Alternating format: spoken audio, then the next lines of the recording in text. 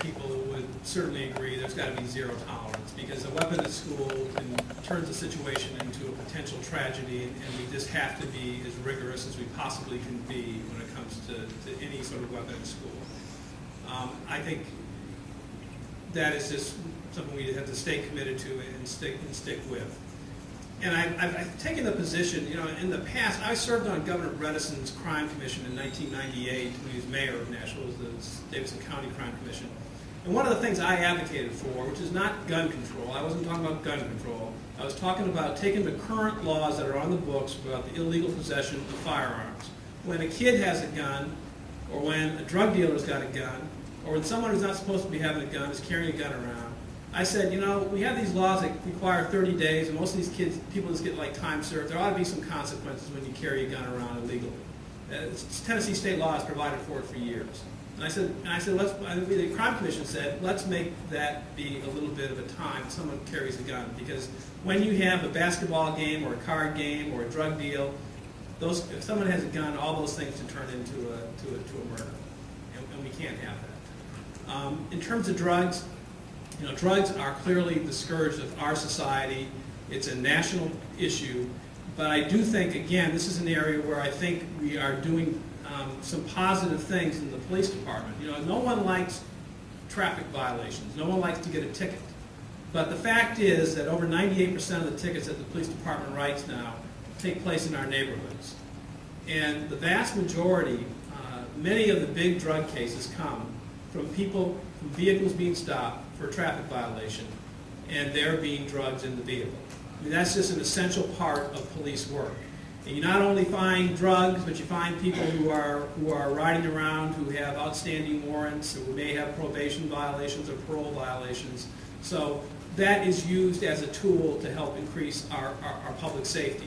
And again, I don't want to micromanage the police department, and if that's working, if that's part of our 16-year low, if that's helping reduce the level of violence in our society, reducing the amount of drugs in our society, then I think the traffic violations that we may get hit with occasionally are worth it.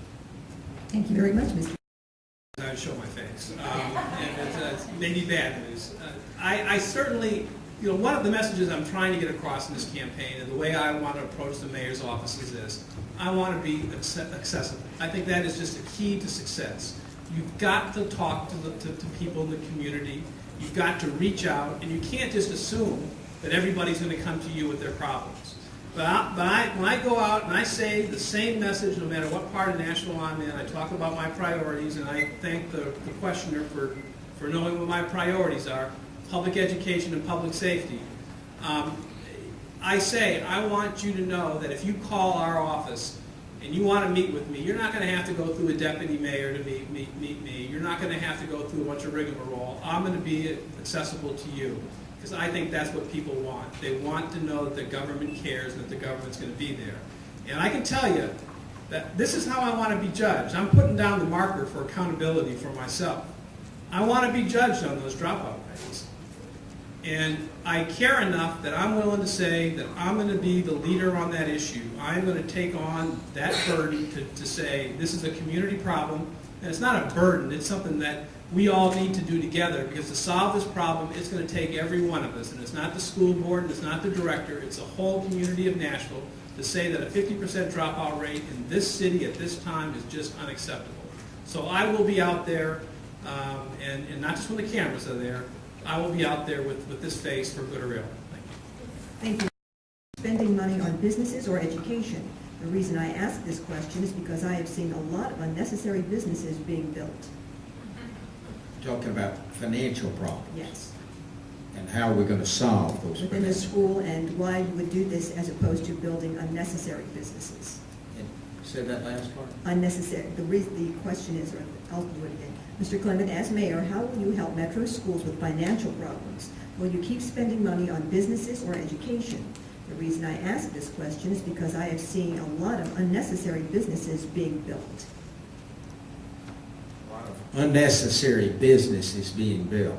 You might want to ask I don't know who asked that question. Okay. If they'd like to. I'd like to hear more of a clarification on that question. But they don't have to. If you'd rather not, that's fine too.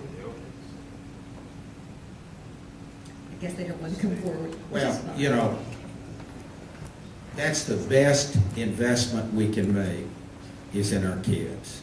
And I've made that very clear, that my number one priority is educating our kids. That's more important than anything, because there is also a direct correlation between educating our kids and the amount of juvenile crime we have today. And I truly believe for our young people, they got to have structure in their life. That's why I want to push as hard as I can push for summer jobs. Because if young people have experience, if they have exposure, they're less likely to get in trouble. We've all heard the expression, an idle mind is a devil's workshop. And I think that's so true. And I know in my own life and other people's lives, if they have structure in their life, they're going to do better in life. And we know now that people change jobs, change careers 3 to 5 times or more now. It's not like years back where they have one job and stay there for the rest of their life. It doesn't work that way anymore. And that's why our young people and adults need an education, because education is an insurance policy for the future. So if you're talking about throwing money away or giving corporate businesses, probably what they're talking about, a blank check where they get all these tax credits and all that, and yet we're not educating our kids. Educating our kids, that's most important. And that's where my priority is going to be. Sure, I'm going to sit down with all these businesses to try to keep them in Nashville and expand our economic base so we can keep our taxes low. But we've got to educate our kids for our future and for our children's future.